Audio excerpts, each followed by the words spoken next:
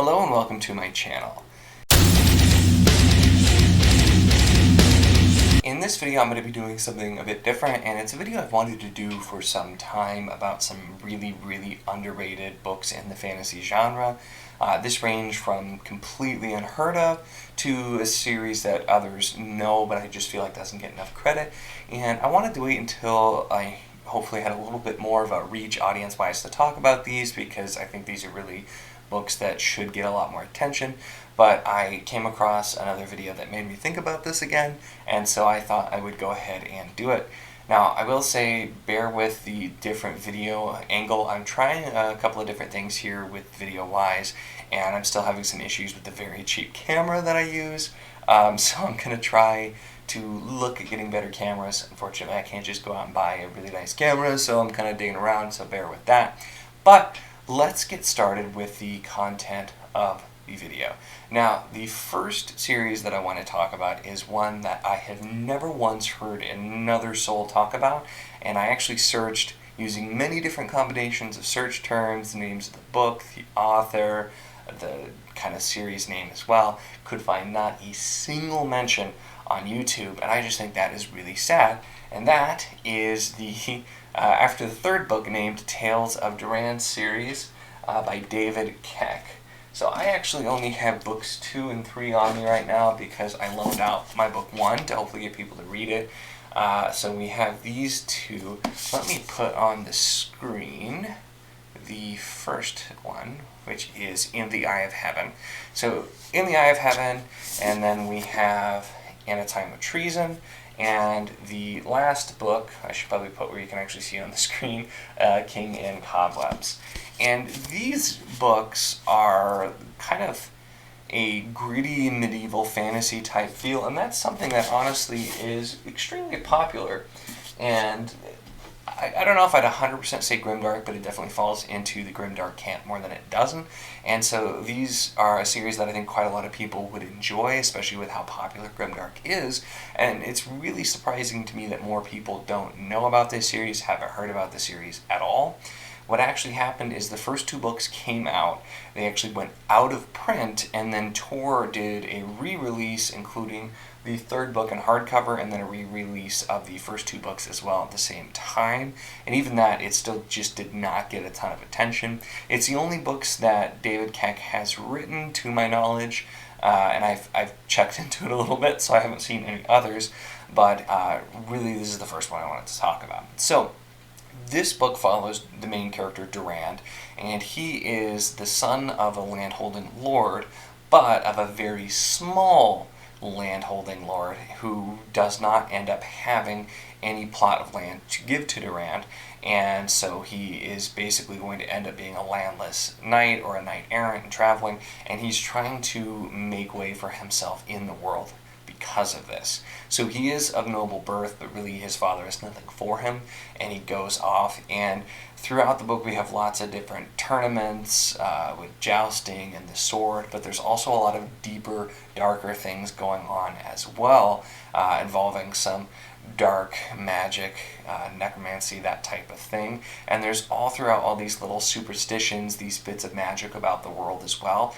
And it sets up this really interesting world and premise where Durand goes and off on his adventures and misadventures in many ways, including getting tangled in with another lord and his group that are trying to fight in the different tournaments and become champion for different reasons. There's a lot of political intrigue, there's a lot of huge battles, very dark and bloody scenes, and the overall plot in general is just a very interesting story. And I really think for those who like the kind of gritty medieval, even Game of Thrones type thing, this is a really good series, and this is something that I think a lot of people would enjoy if they give it a shot. David Keck, I've seen him actually say he doesn't like to just go the expected route by any means, and so there are a lot of things where he does the unexpected and keeps you kind of guessing on what's actually going to happen, has some twists, has some turns, betrayals, and all kinds of different things going on, and really a very enjoyable trilogy that took quite a long time to get out. But the last thing I'll mention, because I found it really interesting, it was about 10 years between book 2 and 3 for when book 3 came out, and that amount of time actually passes in the story as well. I don't know if that was originally planned, but it really played in well since there had been a really long time between those actually coming out in general. So can't recommend enough that series. It's one that I have read actually quite some time ago. I came across by chance, and like I said, I just think criminally underrated. Not nearly enough people, and apparently no people on BookTube, have actually heard of this and talked about it, so that's why I wanted to bring it up here. Now, if you've seen some of my more recent videos, probably no surprise, but the second series I want to talk about is the Crown of Stars series. And at this point, I've only read the first 2 books, King's Dragon and Prince of Dogs. And yes, I know the covers are awful, especially Prince of Dogs. This one's not great either, and most of them don't get a lot better than this. It just kind of is the epitome of that goofy, old-school fantasy type of cover. And I have this whole series. I recently bought the whole thing after reading the first book and just absolutely loving it. So I've gushed quite a lot about both of these books in my reviews. The review for Prince of Dogs might not be out when this comes out. I guess it depends, but King's Dragon definitely is. I'm actually going to be starting the 3rd book soon. And just to kind of recap what I talked about in my reviews for those books, the world is just so fantastically written. There is so much depth to it.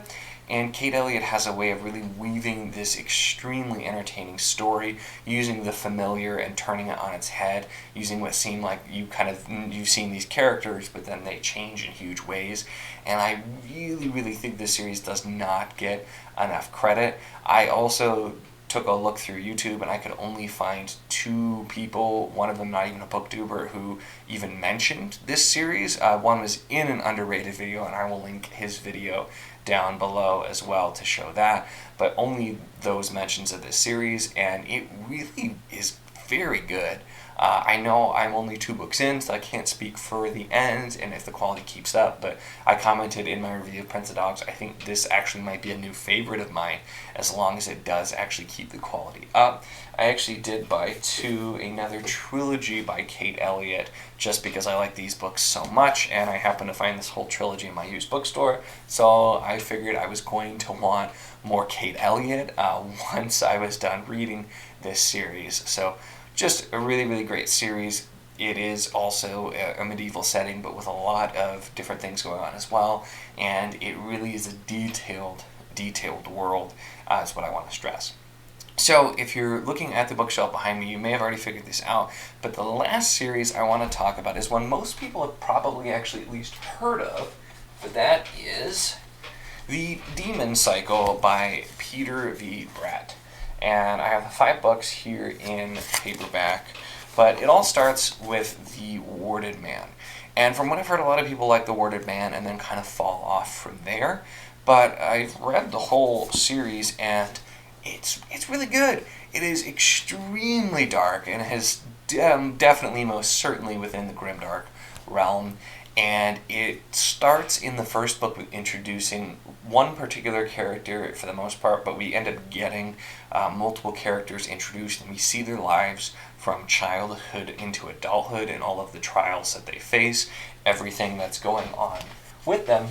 A lot of really dark things happening throughout in their paths, and it's kind of showing these people who were completely broken and then remolded as the people they ended up becoming. You do get in book 2 a complete shift in who you're following, and so that I think maybe was jarring for some people, but Brett does a really good job of showing these different cultures, these different areas, and just setting up this world where demons have overrun everything. And every night as the sun sets, these demons come up from the ground, and you have to have wards to protect yourself. And so civilization mostly lives in pockets. You can't really just travel anywhere that's too far unless you specifically have special wards that you can set up around yourself. And so all these villages are very remote, and there's only very specific people who travel between them usually.